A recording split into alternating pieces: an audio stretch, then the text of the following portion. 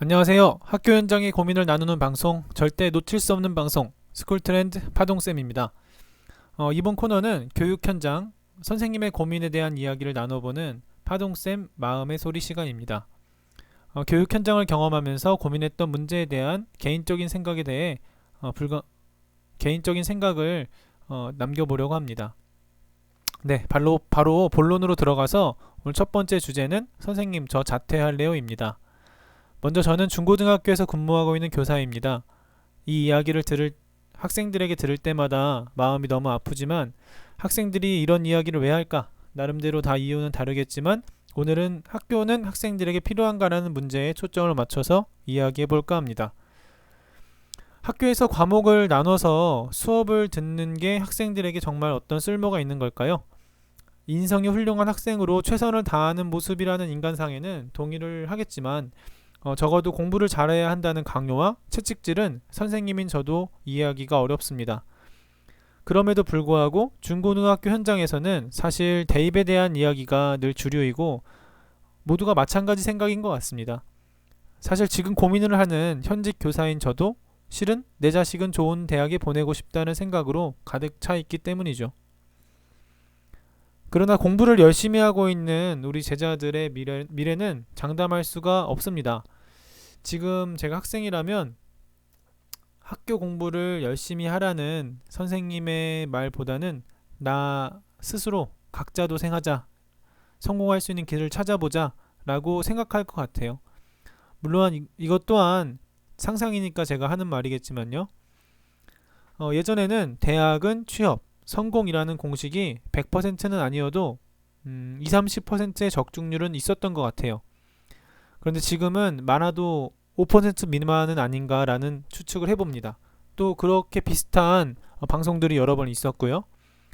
전공을 살린다는 것은 정말 꿈만 같은 이야기고 2000년대 초반 대학을 다니던 저의 시절도 취업을 준비하던 게 저에게 그런 느낌이었는데 지금은 말할 것도 없는 것 같습니다. 중고등학교에서는 그렇게 대학을 가려고 아등바등 하지만 막상 대학을 가보면 정말 최상의 몇몇을 제외하고는 나 대학을 왜 간 거지? 라는 의문에 빠지게 되는 요즘이잖아요. 이 사태의 책임을 누구한테 돌린다는 것이 크게 의미는 없을 것 같고 그냥 시대가 그렇게 흘러가고 있는 것 같습니다.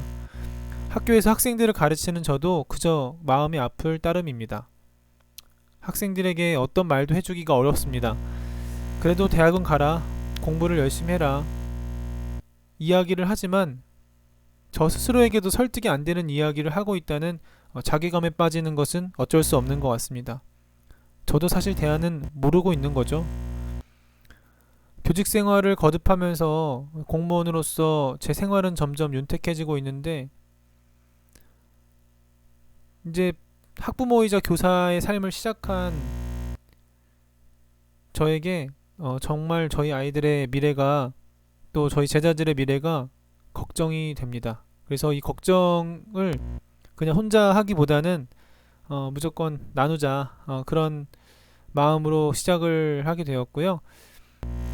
아마 이런 습관들은 그래도 이렇게 나름대로 시대를 고민하고 아파해 오신 저의 또 스승님들께 이거만큼은 정말 제대로 배웠다라고 생각을 하고 있습니다. 지금은 모두가 알고 있듯이 지식을 얼마나 알고 있느냐의 문제로 인재를 판단하는 곳은 정말 줄어들고 있고 블라인드 면접, 채용 절차의 개선 등으로 앞으로 더더욱 줄어들 거라고 생각을 합니다. 그래서 실제로 일을 같이 해보고 소수의 인원을 선발하는 형태로 채용도 변하고 있으니까 대학이 곧 취업이다라는 것보다는 정말 괜찮은 사람 그리고 또 정말 다양한 분야의 그 맞춤형으로 괜찮은 사람을 길러낼 수 있는 교육이 필요한 것 같아요. 그래서 그릿, 역량, 열정, 도전, 용기와 같은 용어가 중시되는 것 같습니다. 앞으로 세상이 어떻게 변할지 아는 사람은 없죠. 사실 선생님이라는 직업은 먼저 배워서 학생들에게 길을 알려준다는 측면에서 의미가 있는데 선생님이 배운 세상이 아닌 다른 세상이 기다리고 있으니까 누구도 답을 제시할 수 없는 것이고 또 부모님 세대도 마찬가지인 것 같고요. 교직 문화의 특징을 잠시 살펴보면 저를 중심으로 7, 80년대에 태어나서 지금 선생님이 되고 또 근무하시는 선생님들을 기준으로 보면 저희 선생님들이 경제가 점점 풍요로운 시기를 겪어왔잖아요. 물론 중간에 IMF가 있어서 힘들기도 했지만 정치는 점점 민주화되어 왔고요. 그래서 이전 세대에 비해서 심각한 고생, 전쟁이나 어떤 극심한 가난 등을 경험하는 어떤 수준은 좀 낮았던 것 같고, 키워드로는 수능 시험이나 임용고시 등으로 선생님이 되었어요.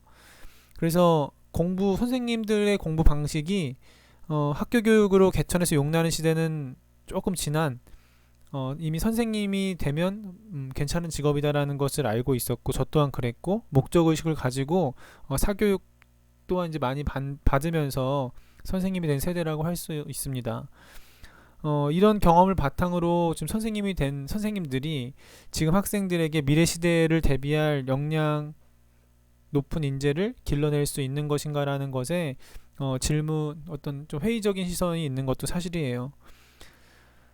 역량 중심 교육에서 역량을 도대체 어떻게 가르치고 측정할 것인가 라고 보면 거기에 대한 답은 그냥 교사의 역량 전체가 전이된다. 그래서 제가 갖고 있는 생각은 올바른 교사, 훌륭한 교사, 높은 역량을 가진 교사와 학생이 보낸 시간의 총량이 그 학생의 그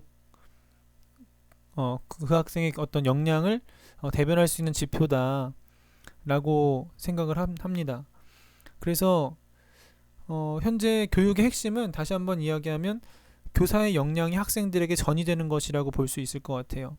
교사가 능력을 발휘할 수 있는 동기가 제공되는 교육 시스템으로 우리 교육의 시스템도 신속히 전환이 돼야 될 것 같고요. 그 구체적인 방안은 추후에 다시 논의를 해보도록 하겠습니다. 그래서 지식이 능력을 발휘하는 것보다 역량이 발현되는 것이 중요해진 시대에 교사의 역할이 더더욱 중요해졌고, 교사의 어떤 재교육이나 교사의 어떤 능력평가 시스템 같은 것이 개선되어야만, 어차피 이 교직 사회도 큰 어떤 여러 사람들이 얽혀있는 집단이다 보니까 기회의 배분이나 어떤 이익의 배분 문제에서 이러한 노력들이 이제 보상을 받을 수 있는 시스템으로 바뀌지 않으면, 그냥 자발성이나 자율성에만 맡기면 정말 그 교육 현장이 변화하는 것을 기대하기는 어려울 것 같아요. 그래서 기존의 시스템을 유지하지만 교사의 역량을 높이는 데 집중할 필요가 있을 것 같고요. 그렇게 교사의 역량을 높여야지만 학생 개개인들이 다니고 싶은 학교, 또 그러한 교육이 구현될 수 있다고 생각을 합니다. 맞벌이 시대, 핵가족화된 현 시대에서 생애주기적 관점으로 보면 가정교육의 역할이 점점 더 축소가 될 것 같아요. 무상교육이나 어떤 무상보육을 경험한 부모 세대, 또 그런 교육을 경험했던 세대가 사회로 지금 쏟아지고 있는 현재 또 미래의 관점에서 보면 공교육을 향한 기대 수준은 과거와 비교할 수준이 아닐 것 같고, 내 자식 하나하나가 또는 학생 한 명 한 명이 너무나 귀하게 여겨져야 되는 시대. 지금 제가 이제 80년대 세대인데 정말 딱 반이 된 것 같아요. 그 출생아 수를 보면 절반 수준으로 떨어져 있어서 정말 한 명도 포기해서는 안 된다라는 어떤 교육의 슬로건이 정말 와닿는 요즘입니다.